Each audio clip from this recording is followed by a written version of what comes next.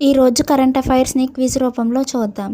World economic forum ప్రకటించిన 2026 technology pioneers జాబితాలో భారతదేశం నుండి ఎన్ని స్టార్టప్లు ఎంపికయ్యాయి?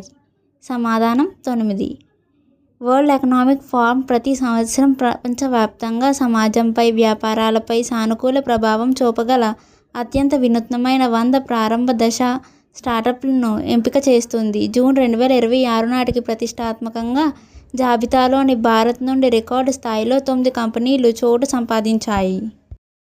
నగరాలలో ట్రాఫిక్ సమస్యలను తగ్గించడం కోసం విద్యుత్తుతో నడిచే ఎగిరే టాక్సీలను అభివృద్ధి చేస్తూ 2026 WEF టెక్నాలజీ పయోనీర్గా ఎంపికైన భారతీయ విమానయాన సంస్థ ఏది? సమాధానం సర్లా ఏవియేషన్. అంతరిక్షంలో కక్షలో ఉన్న ఉపగ్రహాలకు ఇంధనం నింపడం మరియు సర్వీసింగ్ చేసే సరికొత్త సాంకేతికతను అభివృద్ధి చేస్తున్న ఏ భారతీయ స్టార్టప్ WEF 2026 జాబితాలో ఎంపికైంది? సమాధానం ఆర్బిట్ ఎయిడ్.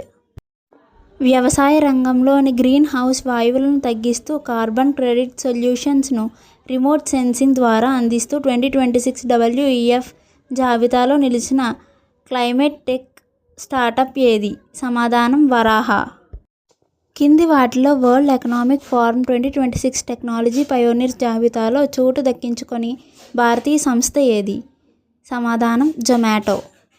ఆంధ్రప్రదేశ్ రాష్ట్రంలోని ఏ నియోజకవర్గంలో సుమారు 38 కోట్ల రూపాయల అంచనా వ్యయంతో మెగా చేనేత క్లస్టర్ ఏర్పాటుకు కేంద్ర ప్రభుత్వం జూన్ 2026లో ఆమోదం తెలిపింది? సమాధానం ధర్మవరం.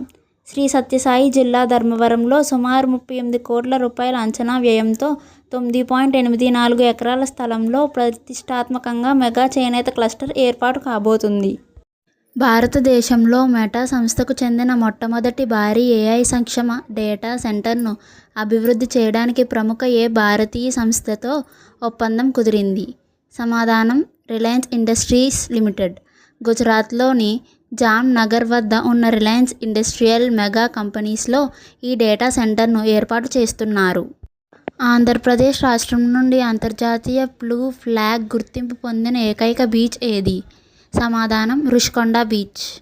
ఇటీవల జూన్ 2026 నటన విభాగంలో కేంద్ర సంగీత నాటక అకాడమీ అవార్డుకి ఎంపికైన ప్రస్తుత ఆంధ్రప్రదేశ్ నాటక అకాడమీ చైర్మన్ ఎవరు? సమాధానం గుమ్మడి గోపాలకృష్ణ.